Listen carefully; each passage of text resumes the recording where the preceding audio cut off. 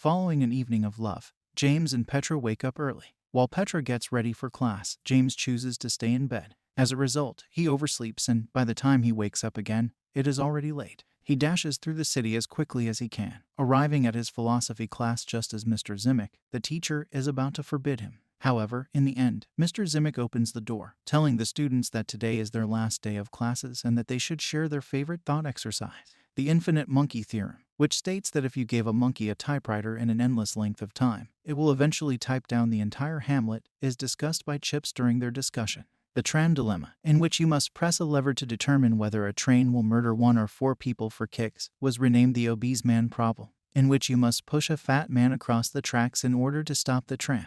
Georgina enjoys her ignorance. This one has a paradox. Someone intentionally hangs over the city's tallest tower to see if their friends will assist them. The pals fear that if they attempt to help them up, they may end up being pulled over by themselves. They take a step back. The person falls and survives, but they are now unsure if it is indeed for the better. It is blissful to note that their friends would not save them or that ignorance exists. Zimit decides to offer the class one last thought exercise before the school year ends. They have to imagine a bunker that will provide them with shelter for a year while they prepare for the possibility of an atomic holocaust, narrating the scene to encourage creative thinking among all participants. Imagining a scene where there are nuclear blasts all around, Zimit highlights the issue. There are only supplies for 10 individuals, despite the fact that the class consists of 20 students, as he leads them on an imaginary tour of the bunker. Therefore, they have to choose who stays outside and who gets to get in, before the atomic radiation reaches them. There is not much time for decision-making. Georgina says she can't take part because she feels like it's the same as talking about eugenics. However, Zimit agrees to play Petra as well, declines to take part, and even gets up to leave after describing how horrible and excruciating it is to die from radiation,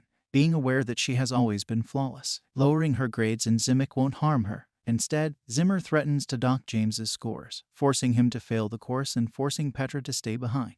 Zina hands out cards with the random occupation on them. Every pupil will participate in the task. He starts by opening the package for James. Then Zimic goes to the desk to cough before accepting a card, giving Petra a car. He then pays the desk clerk before distributing cards to the other customers. The careers that the pupils can now view range from harpist and wine auctioneer to astronaut and chemist, as revealed by Toby. Despite being a published poet, he hardly has time to complete his sentence before his picture appears, exposing himself. From the bunker, he removed the gun. Zin clarifies, this is a more compassionate course of action than letting him perish from radiation exposure because, as a poet, he is useless and couldn't enter the bunker when the human race needs to be rebuilt. Zimit also describes his portion of the exercise. Although he conceals his line of work, he should therefore be viewed as a wild card going forward, as each student fights for their right to enter the bunker before casting their ballot.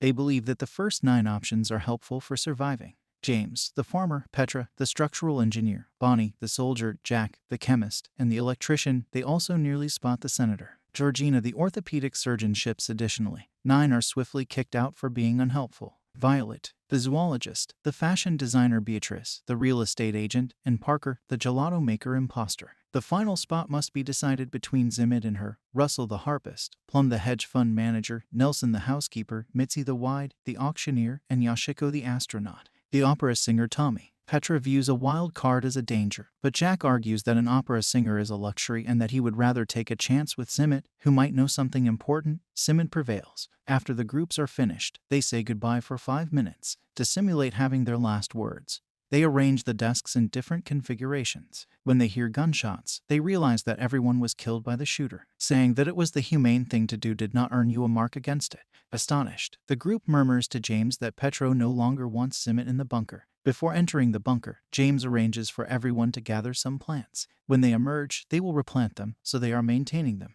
As everyone gathers separately to complete the task, James turns to face each of them and shares his plan with them. When the time comes, the group disables the exterior keypad before entering the bunker, shutting the door and leaving Zimit outside. After that, they examine the various rooms. A dabed, gym books, an artificial garden, and other items are purportedly there to prevent depression in the evenings. James finds Petrol on the large bed and tells her he can handle anything once they've slept on the cuts while everyone else is still awake.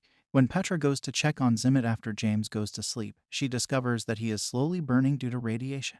Zimit puts up a piece of paper with the words only on it suddenly. Petra, this is his exit code, calls the group right away, and they start debating what to do. They choose to ignore it and start spending the year in the bunker because they're not sure if they should believe Zimmet in the end. It's so monotonous, they can hardly stand to be engaged in anything humdrum. Zimmet's body is slowly decomposing, and every day Petra checks on it. Occasionally, a dog comes by to chew on it. After a year, the group prepares to make an appearance, only to find Zimmet had been correct all along. After the lock requests an exit code, the pupils attempt to break through the door using various techniques in an attempt to reveal the veil. With the limited supplies they have left, they attempt to live for a few more days, but soon they run out. To make a more humanitarian conclusion in class, Zimmet says that they have decided to finish things for themselves. They discover they are not successful in the experiment and that he is a bunker constructor. Actually, he was the one who constructed that specific bunker. The kids want to try again because they are the only ones with the code. And this time, they picture Mont Bromo being chosen by a different place. When Zimmet rushes to seize a gun once more, Petra discovers and finds out that the cards had a second feature that could have affected the voting. Despite James' sexual orientation, he is recognized for his farming expertise. Georgina the surgeon, who received fewer votes, was exposed to the Ebola virus and was therefore excluded this time. However, Plum, the hedge fund manager, is always admitted because she always carries a bag of gold with her. Despite being sterile, the carpenter's abilities have allowed him to be welcomed once more. Diana, electrical and structural engineers work together. The electrician then informs that she is spared. He has an extremely rare illness that could kill him at any time. He's been turned down Pops. The psychotherapist is unable to become a parent. Thus, she's excluded in the zoologist reveal. Vivi says she supports PETA, which makes her excluded once more. Genetically, Jack the chemist struck it lucky. He will live a long and robust life and gain acceptance once more. Since they no longer have Georgina as their doctor, the real estate agent, who is also a midwife, is allowed to remain at this time. The gelato maker is missing a crucial detail. Tommy, the opera singer, is also missing something. Tommy can speak 7 languages, but in 3 years, she will develop a tumor in her throat that will prevent her from speaking. Mitzi, the broad auctioneer, has an IQ of 200, so she's been left out. She is excluded once more. The fashion designer Beatrice used bamboo to produce a well-known line of women's clothes, yet she is once more marginalized. And Russell experiences the same thing. The senator, who is practically blind, is a harpist who will become the first female chief judge of the United States Supreme Court. She is therefore saved once more. Physique. The soldier is saved because of his eidetic memory. Again, Nelson, the housekeeper, is a very nice person. At first, this doesn't help him, but he stays when Petra says they need more males and that they're almost out of food. Argues that more dependable, hardworking middle-class laborers are needed. Just how the poet Toby is going to describe his quality. After shooting him once more and declaring that he should be in this place because the gang still doesn't know the code, Zimmet hands Georgina the keys to a pickup and the individuals who were left outside right away try to flee in an attempt to save themselves. Regretfully, the explosion strikes the car. Just in time, the selected ones also start running to the bunker, and dull, routine existence resumes. Later that night, Petra wakes up and discovers that James isn't in bed. She tries to locate him, but when she finds him, he's flirting with Jack, who happens to be gay. As soon as Petra hears what happened, she runs to tell the others. Since Chips is infertile, they decide it's time to talk about how they would come together to have children.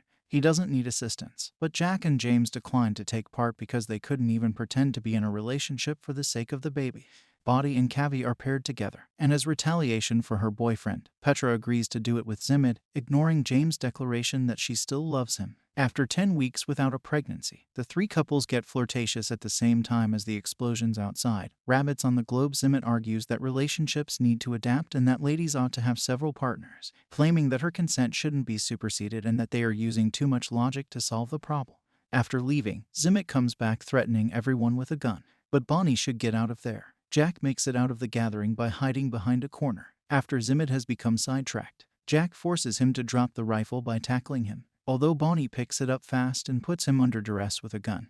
The guys keep fighting until Zimmet gets the upper hand, but Jack retaliates by using a pan to stab Zimmet in the ear. Destroyed, Zimmet approaches the front door and enters the code to let himself in, taking the whole group down with him. Once again, the class has failed the exercise. James is now more dubious and wonders why it is doing the activity, bringing up the peculiar coffee he had when he was given the buns to prepare, and mentioning that Zimmet had stopped coughing since unexpectedly, James rushes up to the desk, snatching the box before Zimmet can open it and reveal the secret. James and Petra's cards have been altered to change their meaning, and it turns out that the box contains secret chambers because they consistently yield the same results. Gay dual engineer and farmer. James is curious as to why Zimmet despises him specifically. Thus, Zimmet mentions the Plato's cave allegory in this context. A man is chained to a wall his entire life and is only ever aware of shadows and echoes, assuming that's the true appearance of reality. And one day, after being let free, the man discovers that bodies are what are causing the shadows. Voices in the echoes are realizing that the entire concept was true,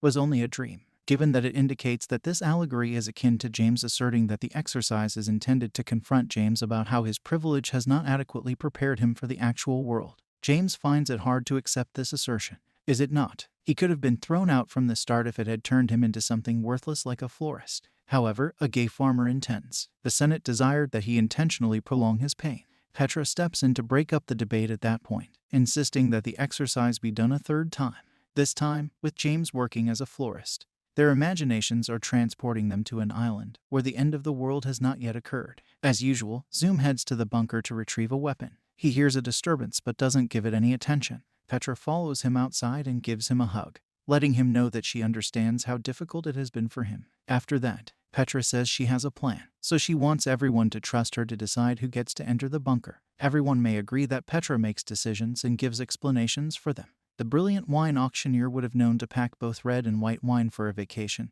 which is why Mitzi is spared, ensuring that enjoyment is had by all. Beatrice is spared because attractive clothing increases one's sense of self-worth, which spurs production and may preserve civilization. It turns out that Cobb's second talent is his exceptional poker playing.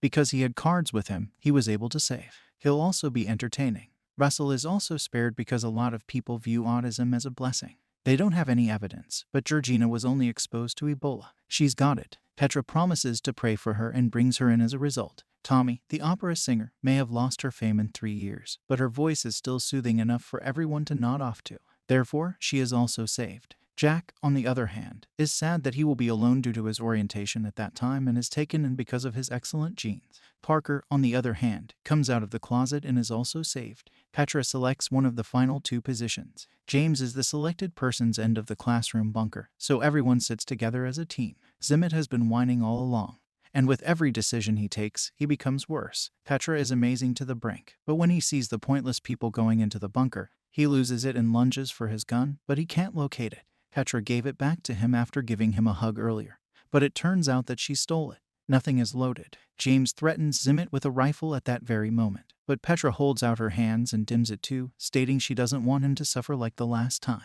As it happens, he was the noise in the bunker, fighting for his life. Zimmet asserts this. He is the only one who doesn't know the exit code, but Bonnie utilized her exceptional memory to commit it to memory on the last run. Zimmet retreats, defeated. Following that, Petra wishes to offer Bonnie the final spot, but when she declines, James declares that he is no longer homosexual for this round of the exercise and begs Petra to accompany him. She declines, claiming that she will try to leave the radioactive zone by taking the boat. Before the door closes, Chips reveals that he has the boat keys and is behaving like a fast ship. He then pulls Petra inside and switches places with her. James tells Petra how much he loves her, but she hesitates to reply with the same words. As the rest of the group rushes to the boat to leave the island, Petra continues to recount the exercise, explaining that somehow, despite terrible circumstances, they had fun during the year in the bunker because they had cards, wine, Shakespeare, performances, and original poems. Russell plays a harp that was made out of the bits left over when the machines broke into the bunker. To add charm to their evenings, Tommy sings. After a year, when the gang emerges from the bunker, they find that the bombs never felt, and Zimmet tells them they will all perish because none of them has the technical know-how to exist on an island. Petra, however, retorts that their lives would not be long. Still, they'll be content and healthy at least. They'll be prepared to accept death as well. James is about to explode a rocket that unexpectedly falls on the beach when it appears, but it suddenly appears and shoots to stop him. It transpires that over the previous year, he had located a tunnel and descended far enough to escape the radiation. Zimmet, who has been making do with what he has found there, is threatening to shoot James with his final bullet because he won't allow them to carry out such an irrational act of annihilating the human species. However, the other survivors advance one by one to form a shield in front of him. Back in class, they take advantage of the opportunity to detonate the bomb, which blows out the entire island.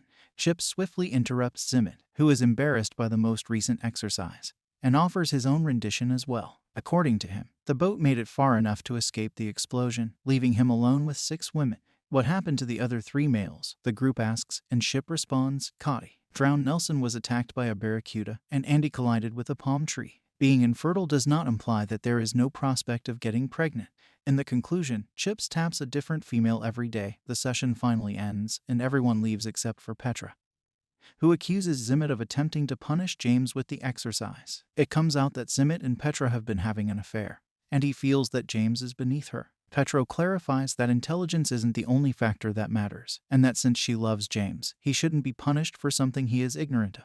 After Petra bids him farewell with a kiss, Zim is left alone in the school and starts to imagine a number of scenarios for what might happen if he walks to his office. Sometimes all you do is eat, but other times the sound of him finding his gun shocks the entire building.